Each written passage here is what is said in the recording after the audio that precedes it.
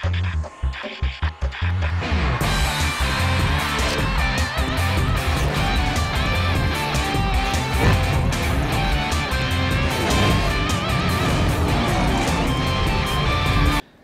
নির্বাচনে কাউন্সিলরের নতুন তালিকা চেয়ে সভাপতির চিঠি কার্যকর থাকবে। হাইকোর্টের আদেশ স্থগিত করেছে চেম্বার আদালত।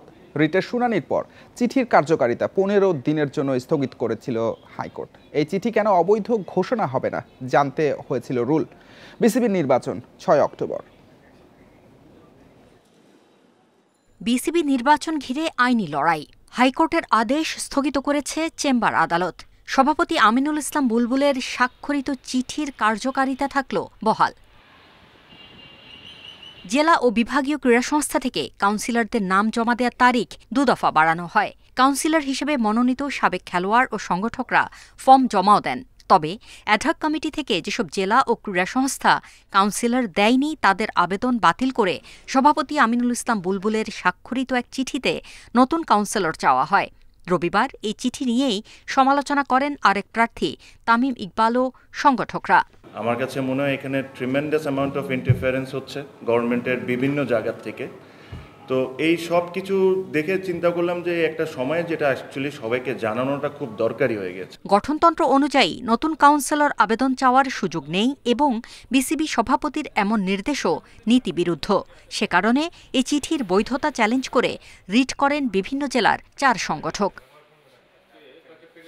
বিচারপতি মুজিবুর রহমান ও বিশ্বজিৎ দেবনাথের দ্বৈত বেঞ্চে শুনানি শেষে আদালত চিঠির কার্যক্রম 15 দিনের জন্য স্থগিত করে রুল জারি করে। এর ঘণ্টা দুয়েক পরেই চেম্বার আদালতে স্থগিত হয় হাইকোর্টের আদেশ। এখন 6 অক্টোবরের নির্বাচনে সভাপতির চিঠি অনুযায়ী নতুন কাউন্সিলর যুক্ত হওয়ার সুযোগ পাবেন। পরবর্তীতে চেম্বার আদালতে এ বিষয়ে শুনানি হবে। বিসিবি সভাপতি আমিনুল ইসলাম বুলবুল নিজেও নির্বাচনে লড়ছেন। গঠনতন্ত্রে নেই এমন বিষয় নিয়ে আইনি লড়াইয়ে আবারও সমালোচনায় পড়তে পারেন। Farida Bakhtiar, Independent News. BCB নির্বাচন যতই ঘনিয়ে আসছে উত্তাপ ততই বাড়ছে। আমিনুল ইসলাম বুলবুলের নেতৃত্বে নির্বাচনের আগে শেষ সভা নিয়েছিল গণমাধ্যমের আগ্রহ। 2 ঘণ্টা পিছিয়ে সভা শুরু হয় রাত 9টার দিকে। নির্বাচনের আগে শেষ বোর্ড সভায় সভাপতি পরিচালকদের মত বিনিময় হয়। মূলত কাউন্সিলর প্রত্যাশী কারা সেদিকেই নজর ছিল। কাউন্সিলরশিপ মনোনয়নে সরকারি হস্তক্ষেপের অভিযোগ করে তামিমের প্যানেল। বোর্ডের পক্ষ থেকে জানানো হয়েছে সংশোধিত গঠনতন্ত্র মেনেই সব এগুচ্ছে। সংকট তৈরি হলেও নির্ধারিত সময়ে নির্বাচন অনুষ্ঠিত হবে প্রত্যাশা বোর্ডের। নারী ওডিআই বিশ্বকাপে সেরাটা দেওয়ার লক্ষ্য থাকলেও দলীয় প্রস্তুতিতে খুশি নন অধিনায়ক নিগার সুলতানা জ্যোতি। ব্যাটিংয়ে ঘাটতি কাটিয়ে ওঠা মূল চ্যালেঞ্জ মানছেন তিনি। সামর্থ্যের সর্বোচ্চ দিয়ে ভালো কিছুর চেষ্টা করবে দল, জানিয়েছেন নিগার সুলতানা জ্যোতি। মিশন নারী ওডিআই বিশ্বকাপ। মিরপুরে আনুষ্ঠানিক ফটো সেশন টিম টাইগ্রেসের। বিশ্বমঞ্চে প্রত্যাশিত সাফল্য নেই, সেই ব্যর্থতার বৃত্ত থেকে বেরিয়ে শতভাগ নিংড়ে দেওয়ার প্রত্যয় অধিনায়ক জ্যোতির। প্রস্তুতিতে ঘাটতি থাকার আক্ষেপ সফর সঙ্গী নারী দলের। বড় টুর্নামেন্টের আগে international series definitely needed, but ideal হয়নি হয়তোবা। চেষ্টা তো করা হয়েছে, বাট যেটা হয়নি আসলে সেটা নিয়ে আমরা চিন্তা করতেছি না। যেগুলো আমরা যেভাবে আমরা প্রিপেয়ার্ড হয়েছে, আমার কাছে মনে হয় প্লেয়াররা তাদের শতভাগ দেওয়ার চেষ্টা করছে সেখানে। শ্রীলঙ্কা ভারতের কন্ডিশনে মানিয়ে নেওয়া কষ্টসাধ্য নয়। ব্যাটিং দুর্বলতা কাটানো প্রধান লক্ষ্য। পাওয়ার হিটিংয়ে জুলিয়ান রসউডের কৌশল কাজে লাগাতে চায় দল। আমরা যে ফরম্যাট খেলতে যাচ্ছি সেখানে আই গেস অবশ্যই পাওয়ার হিটিংয়ের প্রয়োজন আছে ওই জায়গাটাতে। বাট আমি বলবো যে ছোট ছোট কিছু কাজ যেটা উনি করেছেন, 2-1টা জিনিস হয়তো বা যদি প্লেয়াররা সেটা বলবে ইমপ্লিমেন্ট করতে পারে, সেটা অবশ্যই ডেফিনেটলি ম্যাচে অনেক কাজে লাগবে। বিশ্বকাপের সেরা অর্জনে ম্যাচ বাই ম্যাচ এগোনোর পরিকল্পনা হেড কোচের।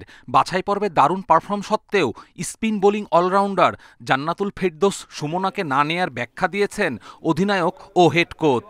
পাকিস্তানের সাথে আমরা যখন ওইখানে খেলি ওয়ার্ল্ড কাপে, তখন ওদের লেফটি ব্যাটসম্যানটা নট আউট ছিল। সেই সময় ক্যাপ্টেন যখন সুমনাকে বল করতে বলে, সুমনা বল করে না। সুমনা কোনো পারফরমেন্সের কারণে বাদ পড়ে না, আমাদের টিমের ডিমান্ডের উপর বাদ পড়ছে। এই ম্যাচেস খেলার পরে এবং প্র্যাকটিসের সবকিছু দেখার পরে কিন্তু ফিল হয়েছে যে না, এই প্লেয়ারটা হয়তো বা রিপ্লেস করলে আমাদের টিমের জন্য ভালো হবে। আমি বলবো না যাদেরকে রিপ্লেস করা হয়েছে তারা নট গুড এনাফ, হয়তো তাদের থেকে বেটার তারা পারফরমেন্স করেছে last 3 to 4 months. Round robin পদ্ধতিতে বিশ্বকাপে 7টি ম্যাচ খেলবে বাংলাদেশ। 2 অক্টোবর কলম্বোতে প্রথম ম্যাচ পাকিস্তানের বিপক্ষে। কপিল পাল, ইন্ডিপেন্ডেন্ট নিউজ।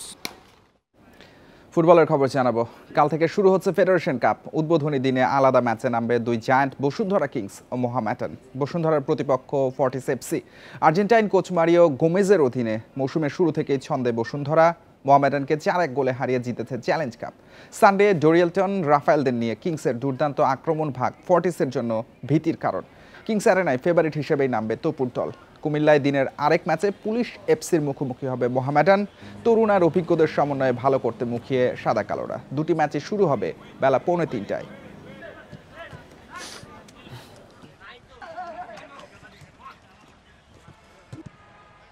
সিজনালে প্রথম ম্যাচ জিতা আসলে একটা টিমের জন্য বুস্ট আপ হবে, কারণ প্রথম ম্যাচটা যদি আমরা জিততে পারছি, যার কারণে এখন কিন্তু সবার কনফিডেন্স এরকম হাই আছে। তো চেষ্টা করবো সামনে ফেডারেশন কাপে ভালো করার। অতীত নিয়ে ভাবছি না, আমরা প্রস্তুত। নিজেদের মাঠে খেলা, জয় ছাড়া অন্য কিছু ভাবছি না। অবসর ভেঙে ওডিআই ক্রিকেটে ফিরছেন প্রোটিয়া তারকা কুইন্টন ডি কক। নভেম্বরে পাকিস্তান সিরিজে খেলবেন তিনি। এশিয়া কাপের পর পাকিস্তান সফরে যাবে সাউথ আফ্রিকা। পূর্ণাঙ্গ সিরিজের জন্য দল ঘোষণা করেছে প্রোটিয়ারা। সীমিত ওভারের দলে বড় চমক কুইন্টন ডি কক। অবসর ভেঙে ফিরছেন তিনি। ওয়ানডে আর টি-20 দলের সুযোগ পেয়েছেন।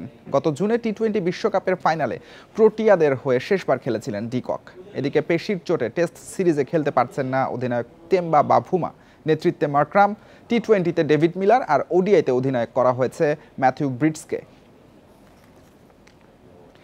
বিশেষ চাহিদা সম্পন্ন শিশুদের নিয়ে অসাধারণ এক ইতিহাস করেছে ঝিনাইদহের মুসা মিয়া বুদ্ধি বিকাশ বিদ্যালয়।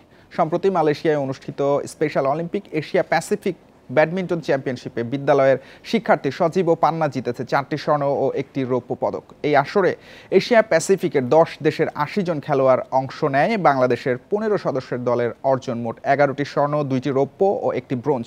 বিদ্যালয়ের প্রতিষ্ঠাতা বাংলাদেশ ফুটবল ফেডারেশনের সহ সভাপতি নাসের শাহরিয়ার জাহিদি এমন সাফল্যে শিক্ষার্থীদের ধন্যবাদ জানিয়েছেন।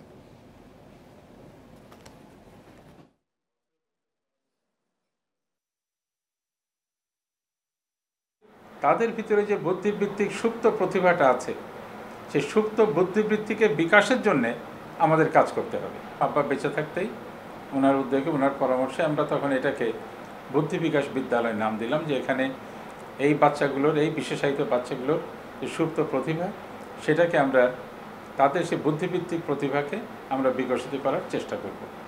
দেশের অনেকে বলে এদের দিয়ে কিছু হবে না, আরে কিছু করতে পারবে না। আল্লাহ রহমতে তাদের চেয়ে আমরা অনেক ভালো কিছু করেছি।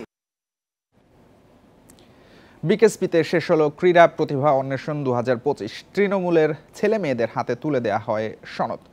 বিকেএসপির মহাপরিচালক ব্রিগেডিয়ার জেনারেল মোহাম্মদ মুনিরুল ইসলাম সনদ তুলে দেওয়ার পাশাপাশি খেলোয়াড়দের অর্জিত জ্ঞান কাজে লাগিয়ে সামনে এগিয়ে যাওয়ার পরামর্শ দিয়েছেন। ভবিষ্যতে বিকেএসপির দীর্ঘমেয়াদী ভর্তি কার্যক্রমে যোগ্যতা প্রমাণের আহ্বান জানান মহাপরিচালক। ঢাকার পাশাপাশি আঞ্চলিক প্রশিক্ষণ কেন্দ্রগুলো থেকে 191 জনকে দেয়া হয় সনদ। এর আগে 6 থেকে 24 এপ্রিল দেশের 64 জেলা থেকে বাছাইকৃত 1000 খেলোয়াড়কে প্রাথমিক প্রশিক্ষণ শেষে 400 জনকে 2 মাসের ক্যাম্পে অন্তর্ভুক্ত করা হয়।